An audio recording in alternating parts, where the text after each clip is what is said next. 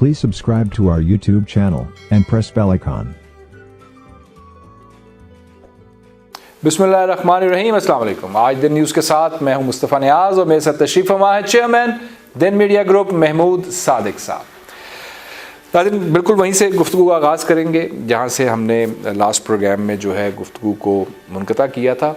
बल्कि मैं अपने प्रोड्यूसर साहब से रिक्वेस्ट करूंगा कि अगर वो साइनॉप्सिस हमें दिखा सकें हमारे व्यूअर को कि लास्ट हमने डिस्कशन क्या की थी और किस पॉइंट पे डिस्कशन को ख़त्म किया तो ज़्यादा अच्छा हो जाए। कश्मीर एक जेल खाना बना हुआ है। 80 लाख कश्मीरी वो किस जुर्म की सजा पा रहे हैं? पाकिस्तान के साथ मोहब्बत की, आज़ादी की। और हम पाकिस्तानी क्या कर रहे हैं? हम जश्न मना रहे हैं, हम तफरीहात मना रहे हैं, हमारे आपस के इख्तलाफात नहीं खत्म हो रहे, हम एक दूसरे को नीचे लगाने की कोशिश कर रहे हैं। कश्मीर हम जिंदा हैं मगर शर्मिंदा हैं। इस कश्मीर की हिफाजत करनी है। कश्मीर तो आपने बड़े आराम से खो दिया है। अगर दुनिया में आपने एक आज़ाद मुमलिकत के तौर पर सर उठा के खड़े होना है तो फिर चंद टकों के लिए अपना ज़मीर नहीं बेचा जाता। सऊदी अरब ने हमें अगर 2 टके दे दिए हैं तो उन 2 टकों के अवज़ वो हमारी आज़ादी नहीं छीन सकता हमसे। मैं सऊदी अरब के खिलाफ नहीं हूँ। कौमी पॉलिसियों पे समझौते करें, ये एक मुनासिब बात नहीं है।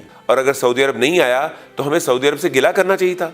जी महमूद साहब, देखिए, हमें मुस्लिम उम्मा को यकजा करने के लिए एफर्ट्स डालने चाहिए। ओके, ये एफर्ट्स जुल्फ़िकार अली भुट्टो ने डाले थे। आप जुल्फ़िकार अली भुट्टो को जो मर्जी कहें, अच्छा कहें, बुरा कहें, मैं भुट्टो का फ़ैन नहीं हूँ। आपने तो हमेशा जो है वो लेकिन भुट्टो ने एफर्ट्स डाले थे। कुछ चीज़ों की आपने हमेशा तारीफ़ की। हर शख्स के अंदर बुराइयां अच्छाइयाँ होती हैं ना, आप मिला के चले ना। खान साहब की अच्छाई ये है कि एक बहुत बड़े सेलिब्रिटी हैं। सेलिब्रिटी स्टेटस को अगर वो यूज़ करके पाकिस्तान को दुनिया में प्रोजेक्ट करें तो बड़ा अच्छा कर सकते हैं। लेकिन प्राइम मिनिस्टर मटीरियल नहीं है तो उनसे वो नहीं होता। जुल्फ़िकार अली भुट्टो ने मुस्लिम उम्मा को इकट्ठा किया था और उस वक्त ताज़ा ताज़ा बांग्लादेश बना था। Bhutto went to Bangladesh himself और मुजीबुर रहमान को लेके आए थे अपनी ईगो के अगेंस्ट।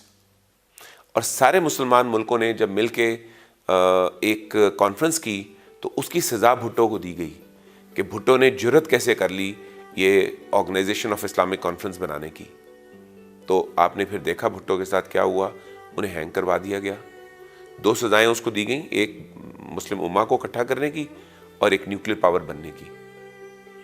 आपके मुल्क के अंदर सबसे पहले तो आपकी इस्टेब्लिशमेंट को और आपकी सिविल गवर्नमेंट को बहुत सख्त ज़रूरत है एक पेज पे आने की। ये एक पेज पे कभी नहीं रहे। नहीं, बिल्कुल नहीं। कोई एक पेज तो पाकिस्तान की तारीख में नहीं कभी आया, क्योंकि हमारा दुश्मन इंफॉर्मेशन के जरिए हमें लड़ा देता है। हमें हुक्मरान चाहिए जो एक दूसरे के साथ ट्रस्ट के रिश्ते में बंध जाएं। बदकिस्मती से हम ट्रस्ट के रिश्ते में बंध ही नहीं पा रहे। ये रोल कौन कौन से मुल्क अदा कर सकते हैं? ये रोल तुर्की अदा कर सकता है कि तुर्की और पाकिस्तान की और ईरान की दोस्ती हो सकती है। तुर्की, पाकिस्तान, ईरान, मलेशिया और इंडोनेशिया की दोस्ती हो सकती है। पाकिस्तान की सऊदी अरब के साथ दोस्ती हो सकती है। पाकिस्तान की सऊदी अरब के साथ दोस्ती जो है, पाकिस्तान का काम है सऊदी अरब के साथ अपना भीख मांगने का रिश्ता ख़त्म करें और ट्रेड का रिश्ता स्टार्ट करें। आप जब तक भीख मांगने का रिश्ता रखेंगे, आपका जो हाथ ऊपर होता है ना उसकी इज्जत और जो नीचे होता है उसकी जिल्लत होती है। आप इस जिल्लत को तो बिल्कुल अपनी ईगो के खिलाफ नहीं समझते, लेकिन अपने मुल्क के अंदर एक दूसरे की गुफ्तगू को अपने ईगो का मसला बना लेते हैं। आप पाकिस्तान के बिजनेसमैनों को फ्री हैंड देंगे वो दुनिया में जाके ट्रेड कर सकें। उन्हें फ्री हैंड दें, बल्कि उनसे पूछ के आप अपने फैसले करें, कानून उनसे पूछ के बनाएं, तो आप देखें आपको जो इज्जत है ये बहाल हो जाएगी। और ये मैं गारंटी देता हूं कि 1 साल, सिर्फ 1 साल मुआशी तौर पर मुझसे प्लानिंग ले लें और उस प्लानिंग पे अमल कर दें, पाकिस्तान की मईशत बहाल हो जाएगी। कोई मसला ही नहीं है। पाकिस्तान में इतना पोटेंशियल है इस वक्त। देखें, जो 70 की दहाई थी ना, 70s, उसमें हांगकांग बनना शुरू हुआ। उससे पहले हांगकांग एक बहुत गरीब मुल्क था और 80s में हांगकांग एक ताकतवर मुल्क बन चुका था। 80s में बनना शुरू हुआ सिंगापुर। उससे पहले सिंगापुर एक टूटा फूटा मुल्क था और 90s के अंदर सिंगापुर अपने अरूज पे पहुंच चुका था। 90s के अंदर बनना शुरू हुआ ताइवान और ताइवान 90s के अंदर एक ताकतवर तरीन मुल्क बन गया।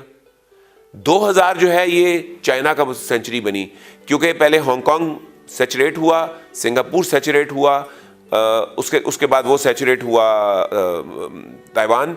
تو سنگاپور نے ایکسپینڈ کر کے ملیشیا کو سیچوریٹ کر دیا. ملیشیا کی اکنامک گروتھ کے پیچھے سنگاپور کا بہت ہاتھ ہے, اور سنگاپور اور ملیشیا بالکل نیبرز ہیں, ایک برج کے ذریعے یہ آپس میں کنیکٹ بھی ہوتے ہیں. اب چائنا کے بعد یہ باری ہماری اور انڈیا کی ہے, تو انڈیا کو آپ دیکھیں, انڈیا کتنی تیزی سے گرو کر گیا ہے. ایک صرف ہم ہی ہیں جو پیچھے ہیں. یہی وجہ تھی جب نون لیگ کی گورنمنٹ آئی تو انہوں نے 3 سال کے اندر پاکستان کی گری ہوئی اکانومی کو ایک دم 5.8% تک پہنچا دیا. اب اگر تو آپ بزنس مین کو سپورٹ کریں گے, بزنس فرینڈلی فیصلے کریں گے, ملک کو آگے کی طرف لے کے جانے کے فیصلے کریں گے, تو ہمارے میں بڑا دم ہے. اور آپ ان 7 ملکوں کے ساتھ اپنے تعلقات ٹھیک کر لیں, ایران سے, سعودی عرب سے, اور یہ ٹھیک کرنا آپ کے لیے کوئی مشکل بات نہیں ہے. جب سعودی عرب انڈیا سے اپنے معاملات ٹھیک رکھ سکتا ہے تو آپ ایران سے کیوں نہیں رکھ سکتے؟ آپ کو سعودی عرب کے زر خرید غلام ہیں؟ آپ سعودی عرب سے سعودی کی سطح پہ ملیں, ایران سے ایران کی سطح پہ ملیں, ملیشیا سے ملیشیا کی سطح پہ ملیں, ترکی سے ترکی کی سطح پہ ملیں, اور ایجپٹ سے ایجپٹ کی. یہ 6 ہی مسلمانوں کی بڑی طاقتیں ہیں. اس کے ساتھ یو اے ای کے پاس دولت ذرا ہے, تو یو اے ای کو بھی ساتھ رکھیں کہ مال و دولت بھی ساتھ ہی رہنی چاہیے. اور یو اے ای کو بہت بڑا ملک نہیں ہے, چھوٹا سا ملک ہے. یعنی کہ میں جو آپ کی بات سمجھاؤں کہ اب فائنینشلی آپ اپنے پاؤں پہ کھڑے ہوں گے تو پھر امہ ہے. That is it. اگر آپ گرے ہوئے ہیں, غریب, جس گھر کے اندر 5 غریب بھائی ہوں وہ کون سی امہ بنتی ہے؟ کون سی طاقت بنتی ہے؟ مکہ ہی نہیں بنتا وہ. اور جس گھر کے اندر 5 یا 4 چھوٹے بھائی ہوں لیکن ہوں مالی طور پر مستحکم, وہ امہ بنتے ہیں. آپ کو اسٹرانگ ہونا پڑے گا, پھر آپ جو ہے کھڑے ہو سکتے ہیں. تو آپ کو معاشی طور پر سب کو کھڑے ہونا ہے. اب معاشی طور پر آپ کا ملیشیا کھڑا ہے, انڈونیشیا اپنے پاؤں پہ کھڑا ہے, ایران اپنے پاؤں پہ کھڑا ہے, سعودی عرب اپنے پاؤں پہ کھڑا ہے, ترکی اپنے پاؤں پہ کھڑا ہو گیا. ترکی 1999 میں 2000 میں ترکی گیا تھا, غربت کا برا عالم تھا, اور پھر انقرہ کا میئر بنا یہ آپ کا طیب اردگان, اور اس نے انقرہ کے میئر کے بعد ترکی کی کایا ہی پلٹ کے رکھ دی 20 سالوں میں. ترکی اس وقت یورپین یونین کے, یورپ کا سب سے تیزی سے گرو کرتا ہوا ملک ہے, کیونکہ ترکی کا آدھا حصہ یورپ میں اور آدھا ایشیا میں ہے. ٹھیک, بالکل ٹھیک. اب یہ تو میں سب ہو گیا. سارے مسلمان ملک طاقتور ہیں سوائے پاکستان کے, اور فوجی طور پر پاکستان سب سے طاقتور ہے. فوجی اعتبار سے طاقتور ترین ملک اگر اپنے 7 دوستوں کے ساتھ مل کے ان سے اچھی دوستی لگا لے. آپ کو ویسٹ کے ساتھ دوستی کی ضرورت نہیں ہے, لیکن آپ کے حکمران سارے ویسٹ کی طرف جاتے ہیں. آپ کے حکمران ویسٹ سے جا کے اپنا کعبہ سیدھا کرتے ہیں. ویسٹ کو آپ سے کیا دلچسپی ہوگی مجھے بتا دیں؟ ویسٹ تو تاریخ سے سبق سیکھتا ہے, اور تاریخ یہ ہے کہ اسلام کے آنے کے بعد مسلمانوں کی اور عیسائیوں کی جنگیں ہوئیں, اور ان جنگوں میں عیسائیوں کو کافی نقصان اٹھانا پڑا. اسپین پورا مسلمانوں نے قبضہ کر لیا, یورپ کے بہت سے ملکوں میں مسلمانوں نے طاقت کے زور پہ قبضہ کر لیا. تو انہیں تو مسلمانوں کے ساتھ وہ گرج پورا یاد ہے. آپ اپنا گرج بھول کے بالکل ان کے ساتھ دوستی کرنے چلے ہوئے ہیں. سارے مسلمان, ترکی ہے جو ویسٹ سے اپنے آپ کو ذرا مطلب ہے یونیکنیس دے کے رکھ رہا ہے, اپنی آئیڈینٹی مینٹین کر رہا ہے. باقی آپ کے یو اے ای والے تو ویسٹ کے بارے میں سجدے بھی ان کو کرنے کو تیار پھر رہے ہیں. یا ایران نے اپنی آئیڈینٹی مینٹین کی ہوئی ہے, ایک ملک ایران ہے. ملیشیا نے اپنی آئیڈینٹی مینٹین کی ہوئی ہے, تیسرا ملک وہ ہے. انڈونیشیا نے اپنی آئیڈینٹی مینٹین کی ہوئی ہے, لیکن آپ کے سعودی عرب, پاکستان اور ایجپٹ, یہ 3 ملک اپنی آئیڈینٹی نہیں مینٹین کر رہے. اور یہ تینوں ملک ہیں جہاں پر ڈیموکریسی کسی بھی صورت میں پراپر طریقے سے نہیں ہے.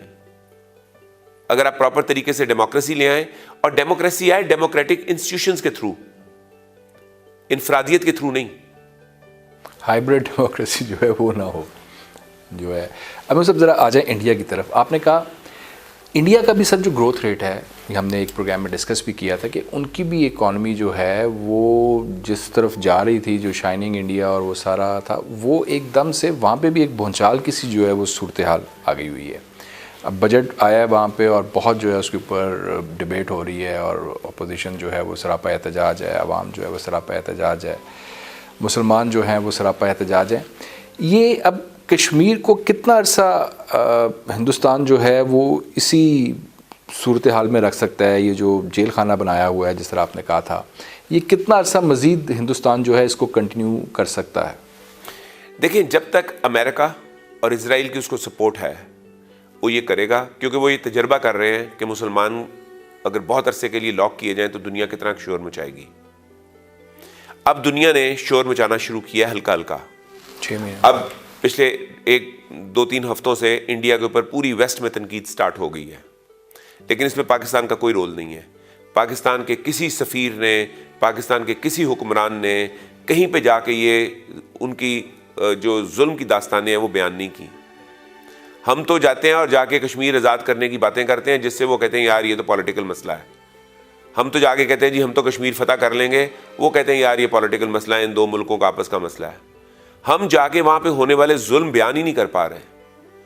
اور یہ جب تک ان کے ساتھ لگے ہوئے ہیں وہ, اور آپ کو پتہ ہے وہاں اس وقت گورنمنٹ کس کی ہے؟ گورنمنٹ ان کی ہے جنہوں نے جب برسر اقتدار آئے تو فوری طور پر دنیا نے کہا کہ مودی کے آنے کے بعد کیا مودی انڈیا کی گروتھ کو مینٹین کر پائے گا؟ کوشچن مارک تھا. اور آج کل دنیا یہ سوال کر رہی ہے کہ کیا انڈیا ایک ملک رہ پائے گا؟ کیونکہ وہاں 28 کروڑ مسلمانوں کو اس وقت انہوں نے ٹارگٹ کیا ہوا ہے, 42 کروڑ دلتوں کو ٹارگٹ کیا ہوا ہے, 11 کروڑ لنکایتوں کو ٹارگٹ کیا ہوا ہے, آدیواسیوں کو 7 کروڑ لنکایت کو ٹارگٹ کیا ہوا ہے, 1.5 کروڑ وہ جو 1 کروڑ عیسائی ہے اس کو ٹارگٹ کیا ہوا ہے, اور وہاں پہ سکھ بھی 2.5 کروڑ محفوظ نہیں ہے. تو جب آپ نے اتنے بڑے پیمانے پہ اپنے ملک کے اندر ایک ہندوتوا کی تحریک چلا دی ہے کہ ہم نے صرف اس کو ہندو ملک بنا کے چھوڑنا ہے, تو بھائی اصلی ہندو, خالص ہندو جس کو آپ ہندو مانتے ہیں, وہ تو آپ کا 20-25 کروڑ 15 کروڑ 18 کروڑ, اس کی تو کوئی خاص فگر نہیں ہے. لیکن مطلب یہ آپ کو صرف ہندوستان میں لگ رہا ہے, یہ تو ایک لگ رہا ہے کہ یہ ایک انٹرنیشنل فنومینا ہے.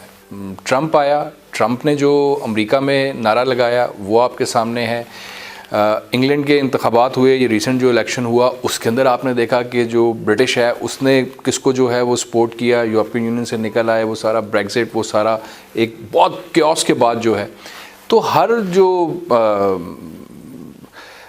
ملک ہے اس کے اندر اس وقت یہی تو ہمیں نظر آ رہا ہے کہ اپنی جو ہے جو ریلیجن ہے, جو اپنی بیسکس ہیں, جو اپنی ٹریڈیشنز ہیں, ان کی طرف واپس سارے جا رہے ہیں. تو اگر مودی وہ کر رہا ہے تو وہ باقی بھی تو وہی کر رہے ہیں, وہ کوئی علیحدہ چیز تو نہیں کر رہے. دیکھیں پاکستان میں اگر آپ اسلام کی بات کریں نا تو کوئی فرق نہیں پڑتا, 97% پاپولیشن مسلمان ہے.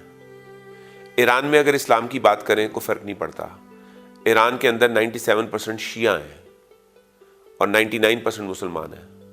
سعودی عرب میں آپ یہ بات کریں کوئی فرق نہیں پڑتا, سارے ہی مسلمان ہیں, 1-1.5% دوسرے غیر مسلمان ہیں. انڈیا کی آپ جب بات کریں تو بہت فرق پڑتا ہے, کیونکہ انڈیا کے اندر آپ کی مسلمان 28 کروڑ کی آبادی ہے.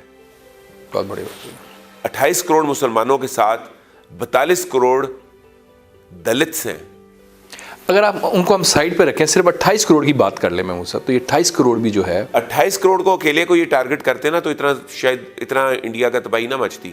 ویسے تو 28 کروڑ بھی بہت بڑی آبادی ہے جس کو آپ جب ٹارگٹ کریں گے تو آپ کی اکانومی کو وہ برباد کر دے گا.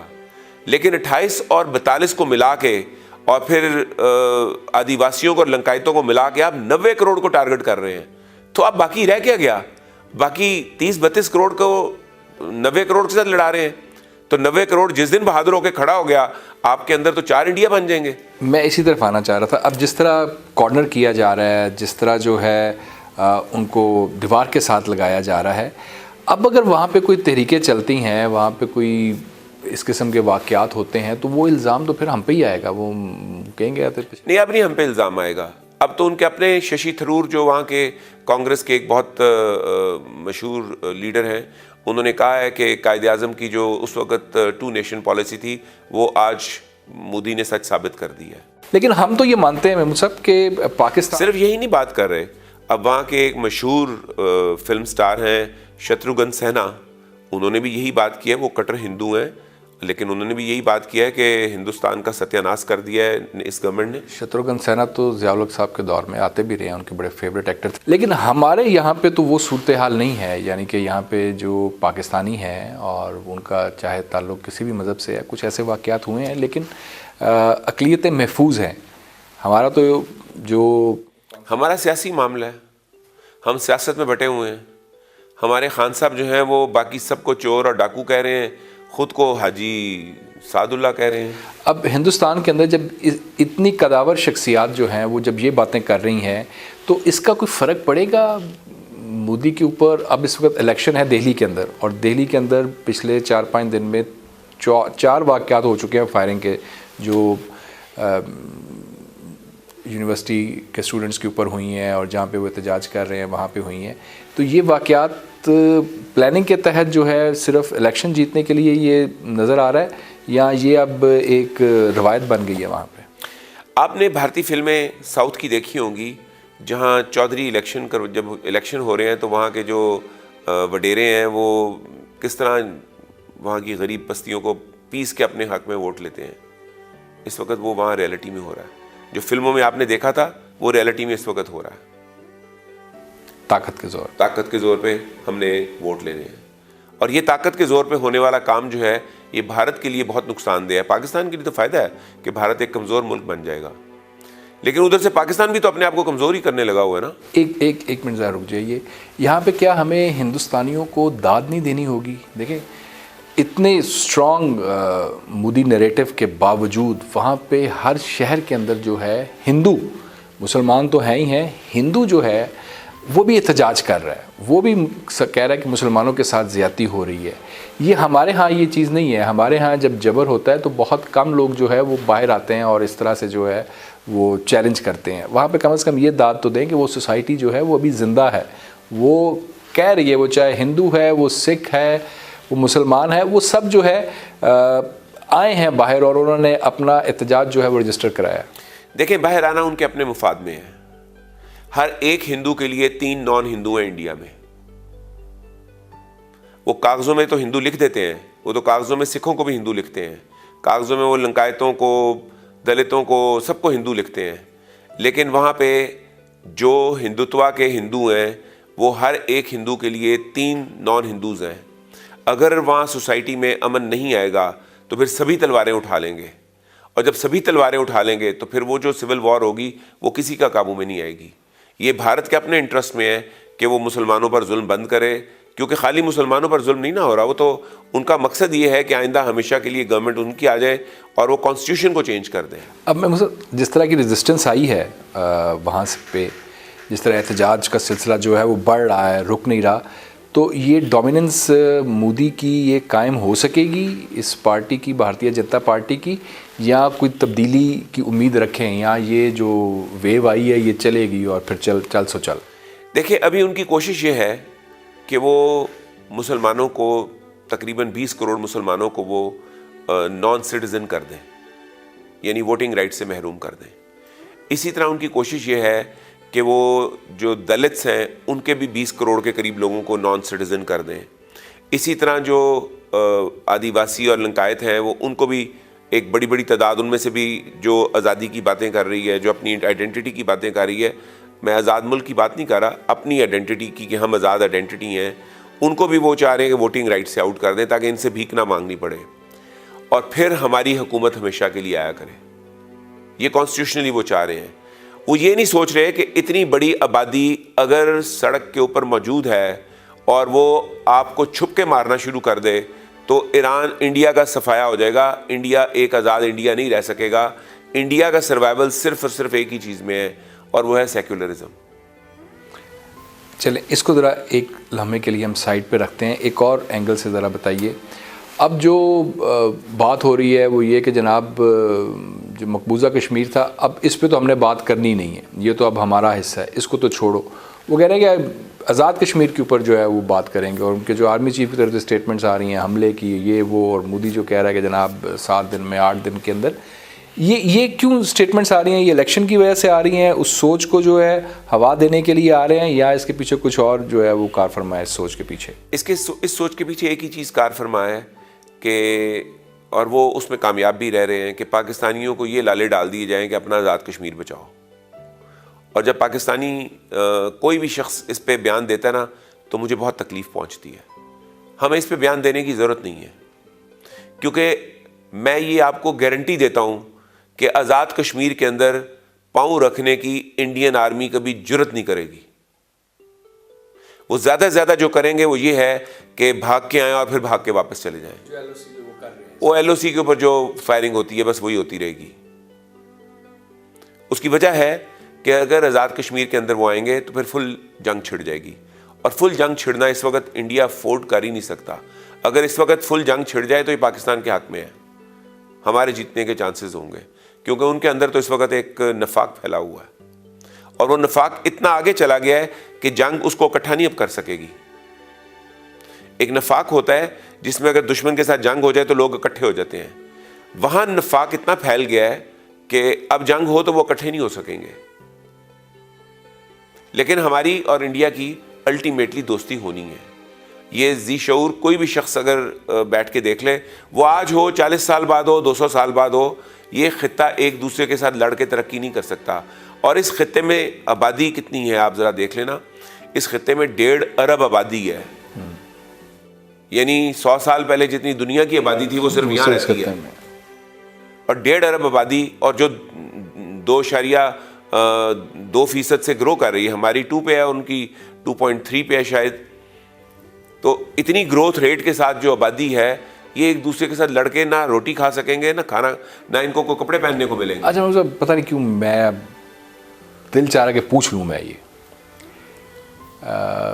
شاید میں اسے اس طرح نہ پیش کر سکوں جس طرح اس وقت میرے ذہن میں ہے. میں کہنا یہ چاہ رہا ہوں, مودی آیا Lahore, Nawaz Sharif was the prime minister, آپس میں انہوں نے گپ شپ کی, انہوں نے کہا کہ آ جاؤ, اس نے کہا چلو میں آ رہا ہوں, وہ سارا ہم اس کو ڈسکس کر چکے ہوئے ہیں. بڑا اچھا, وہ ایک جو جتنے ہمارے جیسے لوگ ہیں جو چاہتے ہیں کہ یار امن ہو, تجارت ہو, ایشو ریزالو ہو کشمیر کا, وہ سارے دے ور ویری ہیپی کہ یار مودی سے کوئی ایکسپیکٹ نہیں کر رہا تھا کہ وہ آئے گا. وہ آیا, وہ ایک دم بھی ساری فضائی جو ہے وہ بدل گئی. اس کے بعد جو ہے نواز شریف کی حکومت ختم ہوتی ہے, عمران خان آتے ہیں, اور وہ خان کی کال اٹینڈ نہیں کرتا. وہ خان صاحب پارلیمنٹ میں بھی بات کرتے ہیں, وہ خان صاحب جنگ کی بات کرتے ہیں, خان صاحب کہتے ہیں کہ یہ, پھر وہ اٹیک ہو جاتا ہے وہاں پہ, وہ واقعہ ہوتا ہے, اس کے بعد ان کا جہاز یہاں پہ کرایا جاتا ہے, ان کا پائلٹ ہمارے قبضے میں آتا ہے, ہم وہ بھی جو ہے واپس کر دیتے ہیں.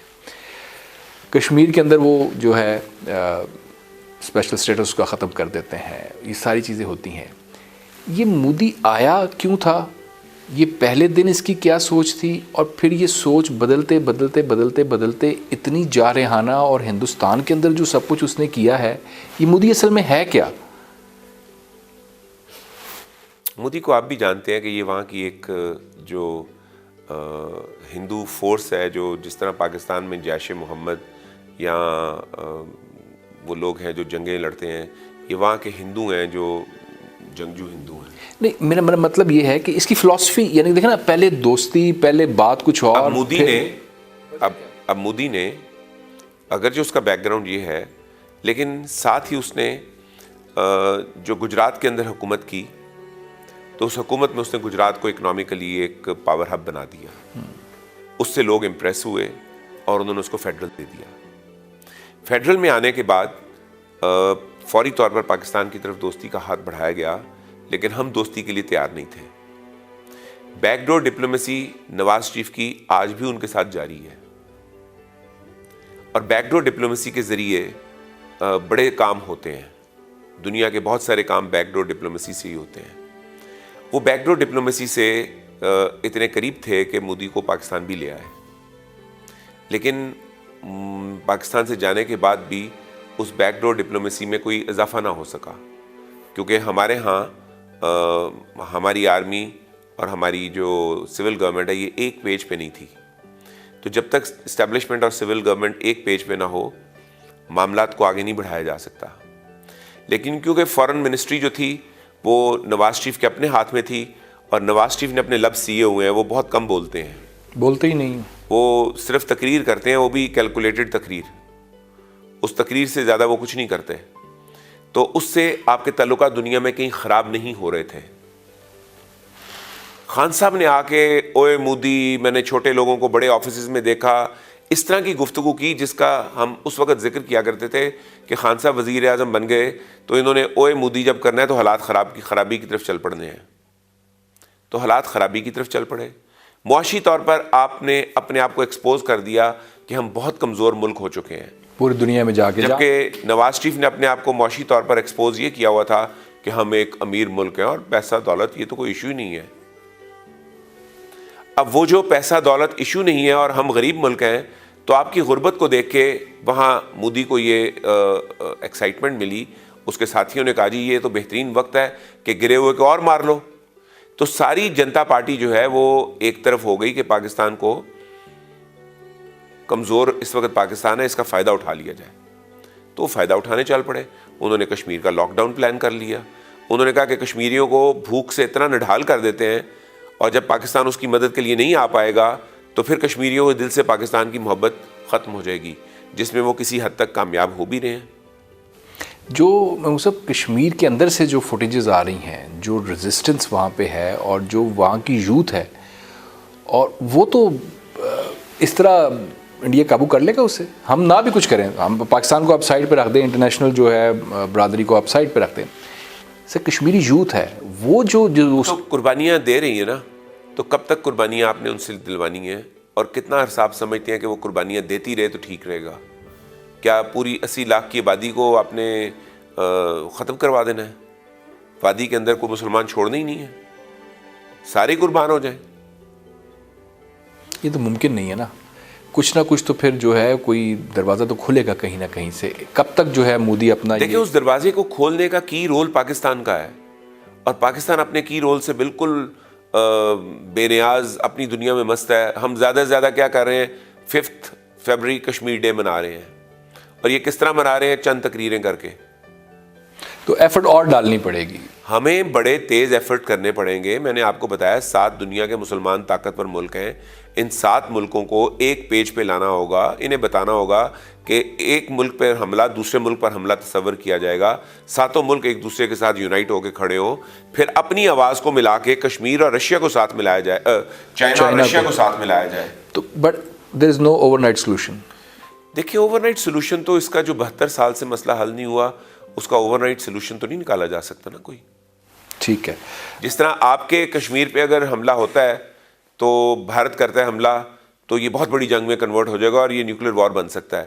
اسی طرح ان کے علاقے میں بھی جب آپ حملہ کریں گے تو وہ بہت بڑی جنگ بن سکتا ہے اور نیوکلیر وار بھی بن سکتا ہے. ٹھیک, تو اس کا کوئی جنگ کے علاوہ جو ہے وہ آپ نے حل جو ہے وہ حل جنگ کے علاوہ ہی ہوگا. جنگ تو انڈیا پاکستان کے درمیان سولوشن ہے ہی نہیں. یہ اگر کوئی دیوانہ بڑ مارتا ہے نا کہ پاکستان سے فتح حاصل کر لے گا, میں کہتا ہوں پاکستان پہ جرت نہیں کر سکتے وہ حملہ کرنے کی, ماں سوائے اس کے کہ ان کو یہاں سے سگنل ملے کہ کر لو حملہ, ہم نہیں ہاتھ لگائیں گے. کیونکہ ہر قسم کے میزائل ہمارے پاس بھی ہیں, ہر قسم کے جہاز ہمارے پاس بھی ہیں, اور ان میزائلوں میں باندھنے کے لیے نیوکلیر ویپنز ہمارے پاس بھی ہیں. ایسے میں جنگیں نہیں لڑی جاتی. رائٹ, بالکل ٹھیک جی. ایک بریک کا وقت ہوا ہے جناب, بریک سے واپس آتے ہیں تو ذرا بات کرتے ہیں کرنٹ نیشنل پولیٹیکل سینیریو کی. Stay tuned.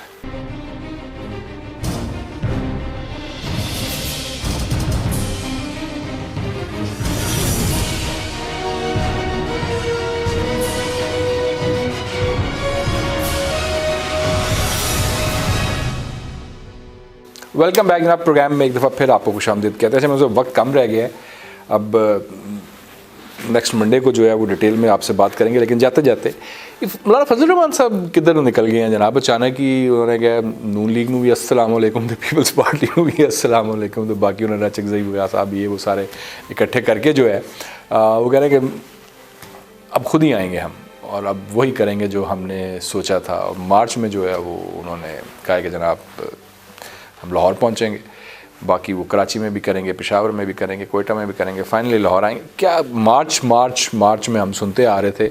ادھر سے بلاول جو ہے وہ بھی مارچ کیا, انہوں نے بھی کوئی تاریخ دے دی ہے.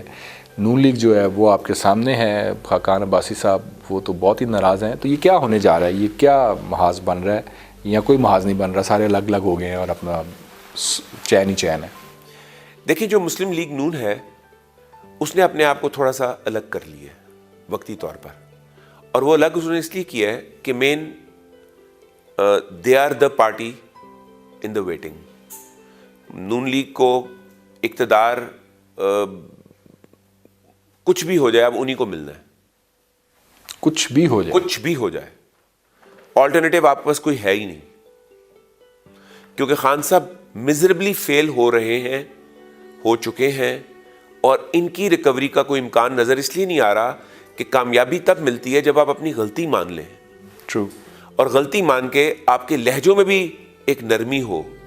ان کے سارے وزیر لڑائی کی بات کرتے ہیں, آپ ان کے کسی وزیر سے مل لیں, ٹی وی پہ بیٹھ کے پتہ نہیں ان کو کیا ہو جاتا ہے, لڑنا شروع ہو جاتے ہیں. کسی بھی جگہ بیٹھ جائیں تو اکڑنا شروع ہو جاتے ہیں. ان کے ایک وزیر موصوف تو صحافیوں کو مکے مارتے پھر رہے ہیں. یہ پاکستان کی تاریخ میں پہلی دفعہ ہوا ہے کہ ایک وزیر موصوف شادی کے پبلک مقام پر 2 سینئر صحافیوں کو مکے مار کے زمین پہ گرا چکے ہیں. تو جب نون لیگ کو تو پتا ہے کہ ہمیں اقتدار تو بائی ڈیفالٹ ملنا ہے, تو ہم کانفلکٹ لے کے گورنمنٹ کے گرنے کا سبب کیوں بنے؟ یہ جو بات ہم عمران خان کو سمجھایا کرتے تھے کہ تمہیں اقتدار ملنا ہے ڈیفالٹ, تم گالیاں نکالنی بند کر کے سائڈ پہ ہو جاؤ. آپ کو یاد ہے؟ جی بالکل. سائڈ پہ ہو کے وہ ساری پلاننگ کرو جو پلاننگ تم نے آنے کے بعد ملک کو اٹھانے کے لیے کرنی ہے. سیاست کا مقصد لڑائی تھوڑی ہوتا ہے. سیاست کا مقصد قوم کی خدمت, ملک کو آگے لے کے جانا, عوام کو خوشحال کرنا, روز پہلے سے بہتر زندگی دینا. خان صاحب نے تو سیاست کا مقصد بنایا تھا دوسروں کو گالیاں نکالنا, اور اس کا نتیجہ بھگت رہے ہیں. وہ آج 1.5 سال ہو گئے, کچھ بھی ڈیلیور نہیں کر سکے, اور لوگوں کی زندگی میں سوائے مشکلات کے اور کچھ نہیں ڈال سکے. ٹھیک. اب مولانا فضل الرحمان جو ہیں وہ سمجھے تھے کہ جب میں میدان میں آؤں گا تو میرے ساتھ نون لیگ اور پیپلز پارٹی, جو کہ اس وقت نیب کے ذریعے بڑی تنگ ہے, وہ کھڑی ہو جائے گی. وہ یہ انڈرسٹینڈ نہ کر سکے کہ نیب کے ذریعے تنگ ہونے کے باوجود نون لیگ اور پیپلز پارٹی دونوں کے حوصلے جو تھے وہ پست نہیں ہوئے, اور دونوں گرے نہیں, ہمتیں نہیں ہاری انہوں نے, اور دونوں حکومت گرانا نہیں چاہ رہے تھے. اور دونوں حکومت نہیں گرانا چاہتے. وہ چاہتے ہیں کہ پی ٹی آئی کو گورنمنٹ کا ٹائم ملے تاکہ پی ٹی آئی عوام میں اچھی طرح ایکسپوز ہو جائے. اب ان کے پاس خود اتنے پیسے نہیں ہیں کہ وہ اسلام آباد میں آ کے ذاتی طور پر کوئی 6 مہینے کا دھرنا دے سکیں, اور خود ان کے پاس اس وقت اسٹیبلشمنٹ کی وہ والی سپورٹ نہیں ہے جو سپورٹ اسمبلی کے اوپر چڑھنے کے لیے چاہیے ہوتی ہے, جو عمران خان کے پاس تھی. چنانچہ وہ آ کے اپنی طاقت کا لوہا منوایا اور چلے گئے. ان کے پیچھے چاہنے والے بہت ہیں, اور اس وقت ان کا کے پی کے اندر بڑا اسٹرانگ ہولڈ ہے. ان کے بہت سارے مدرسے اور مدرسوں کے بھی بہت بچے ہیں, لیکن وہ مدرسوں کے بچے نہیں لائے تھے, وہ سارے ویل گرومڈ لوگ لے کے آئے تھے, ٹیچرز لائے تھے, سارے ٹیچرز لائے تھے. اور وہ جو لوگ آئے تھے آپ نے دیکھا وہ مولانا کے کتنے پیر مرید تھے کہ جیسے مولانا کہتے تھے وہ ویسے کر دیتے تھے. اب مارچ میں بھی مولانا جب آئیں گے تو مارچ کے قریب ہم آپ کو بتا سکیں گے کہ اس کے پیچھے انہیں کس کی سپورٹ حاصل ہے. ابھی بہت وقت ہے, پورا ابھی مارچ میں 1 مہینہ پورا باقی ہے سیاست میں, اور ابھی ہمیں کون سپورٹ کر رہا ہے, کس کو گرانے کی کوشش میں سپورٹ ہو رہی ہے, یہ ابھی آج کے دن ہمیں تھوڑا, پچھلی دفعہ کا تو ہمیں پتا تھا, اور میں نے آپ کو پتا ایک پروگرام میں آپ کو ایگزیکٹلی بتایا تھا کس مقصد کے لیے آئے ہیں, اور وہ مقصد اچیو ہو گیا, ٹارگیٹ اچیو کر کے وہ گئے. اب جب وہ آنے کی بات کر رہے ہیں تو وہ کون سا ٹارگیٹ اچیو کریں گے؟ دیکھیں نون لیگ پی ٹی آئی کو گرانا تو کوئی بڑی بات نہیں ہے, وہ تو اسمبلی سے صرف آپ پی ایم ایل کیو اور ایم کیو ایم کو سائڈ پہ کریں تو پارٹی گر جاتی ہے. لیکن اس کے علاوہ کوئی ایجنڈا ان کے ذہن میں اگر ہے, اور اسٹیبلشمنٹ کو اس وقت ان کی کوئی خاص ضرورت نہیں ہے کہ اسٹیبلشمنٹ ان کو بیک کرے, کیونکہ اسٹیبلشمنٹ کے کوئی اہداف, فوری اہداف ایسے نہیں ہیں کہ وہ گورنمنٹ پہ پریشر ڈالنے کے لیے کچھ کرنا چاہتی ہو. یعنی کہ خان کا جانا ٹھہر گیا سر؟ دیکھیں جی کا جانا ٹھہر گیا, آج گیا کہ کل گیا. میں نے شعر کو تھوڑا مکس کر کے پڑھ دیا, گیا کہ شام گیا, صبح گیا یا شام گیا. تو یہ جانا صرف اس لیے ٹھہر گیا کہ خان صاحب سے پرفارمنس ہو نہیں رہی. آج بھی خان صاحب 4 باتیں جتنے ہم نے پروگرامز کیے نا انہی کے اندر سے پوائنٹس نکال لیں تو آپ کی اکانومی ریکور ہو جاتی ہے, اور اکانومی ریکور ہو جائے تو بات ختم ہو جاتی ہے. اصل مسئلہ ہی جو ہے اکانومی کا. آپ دیکھیں نا, جب انہوں نے شبر زیدی کو ٹارگٹ دیا تھا کہ شبر زیدی ان کو 5500 ارب اکٹھا کر کے دیں گے 1 سال پہلے, تو میں نے آپ سے کیا کہا تھا کہ یہ نہیں کر سکیں گے. لیکن میرے آقا وہ ٹارگٹ تو آئی ایم ایف نے دیا تھا, خان نے تھوڑی دیتا سی, وہ تو بیچارہ کی کرتا. آئی ایم ایف نے خان صاحب کے ذریعے دیا نا. تو میں نے آپ سے کہا تھا کہ یہ 3800 ارب جو پچھلی گورنمنٹ چھوڑ کے گئی ہے یہ وہ کر لیں گے تو بڑی بات ہوگی. تو آپ نے دیکھا 16 ارب کم رہ گیا تھا, اور اس دفعہ تو لگتا ہے 200-250 ارب کم رہ جائے گا. آئی ایم ایف کیا کرے گا جی اب ہمارے ساتھ؟ وہ تو کہتا ہے کہ ٹیکس اور لاؤ تو اور لگا لیں. جتنے آئی ایم ایف کے کہنے پہ آپ ٹیکس لگاتے جائیں گے آپ کا حال برا ہوتا چلا جائے گا. آپ کو یاد رکھنا ہوگا کہ آئی ایم ایف کے کہنے پہ جب 2 دنیا کے بڑے ملکوں نے, ایک ارجنٹائن نے ٹیکس لگائے تو وہ تباہ ہو گیا, ایک انہوں نے ٹیکس لگائے وہ جو آئل رچ کنٹری تھی, نام اس وقت وینزویلا, تو ان کا حشر ہو گیا. تو آئی ایم ایف کے ذریعے دیکھیں ٹیکس کب دیا جا سکتا ہے؟ جب آپ کی جیب میں پیسہ ہو. پیسہ ہی نہیں, جب آپ کی جیب میں پیسے ہی نہیں ہے تو ٹیکس کہاں سے؟ پیسہ آپ ہی لاؤ میری جیب میں, جو پڑا ہوا ہے اس پہ بھی شاید میں نہ دوں, مجھے جو پتہ پڑا ہے ہوا اس پہ آپ ٹیکس دے چکے ہوئے ہیں, اس پہ آپ دوبارہ تو نہیں ٹیکس دیں گے. True, very true. اور رہا کہ لوگ بلینز کی ریل اسٹیٹ کا بزنس کر رہے ہیں, ریل اسٹیٹ اس کی کوئی ویلیو نہیں ہوتی. اگر لوگوں کے پاس پیسے ہیں تو یہ بہت مہنگی ہوتی ہے, اور اگر لوگوں کے پاس پیسے نہیں ہیں یہ تو بہت سستی ہوتی ہے. یہ کوئی پکی ویلیو تو نہیں ہوتی. بالکل صحیح. اس کی یہ کوئی گولڈ تو نہیں ہے کہ جس کی انٹرنیشنل ایک ویلیو ڈٹرمن ہوئی ہے جی آج $1200 کا ہے. ایسے اس کی ویلیو تو مانگنے کی ویلیو ہے, دینے کی ویلیو ہے. اب ویکینڈ آ گیا ہے, منڈے کو ہم نے پھر اکٹھا ہونا ہے. کوئی اچھی خبر ہے ہمارے پاس عوام کو دینے کے لیے, مہنگائی کے حوالے سے, معیشت کے حوالے سے کوئی روشنی کہیں پہ نظر آ رہی ہو کہ جناب یہ ہو جائے گا, یہ بہتر ہو سکتا ہے, یہ یعنی کہ اچھی خبر نہیں ہے لیکن ایک اچھائی ہے کہ آج بھی اگر خان صاحب خود اکانومی کی طرف توجہ دینا شروع ہو جائیں اور کم از کم اتنا کر دیں کہ اکانومی کے اندر وہ لوگ لے آئیں جو بزنس کرنا جانتے ہیں. سب اس موقع پہ بھی چینج کیا جا سکتا ہے اس ٹیم کو. یہ ٹیم اگر چینج ہوتی ہے تو یہ ایک اور آئے گا بڑا ہنگامہ خیز صورتحال, یا بہتر ہو جائے گی؟ دیکھیں دیکھنا یہ ہوگا یہ ٹیم کس پرپس کے لیے چینج ہوئی ہے. جیسے شبر زیدی چلے گئے ہیں, ان کی جگہ جو نیا بندہ آتا ہے آنے کا مقصد کیا ہے؟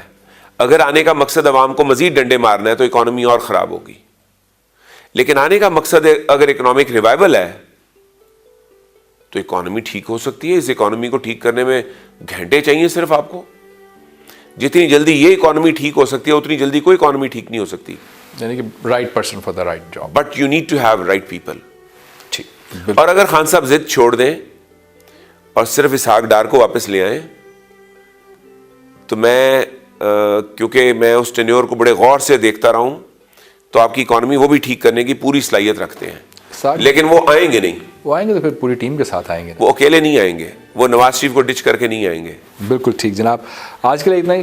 اجازت دیجیے, انشاءاللہ پیر کو آپ سے دوبارہ ملاقات ہوگی. تب تک کے لیے اللہ نے کے بعد. Please subscribe to our YouTube channel and press bell icon.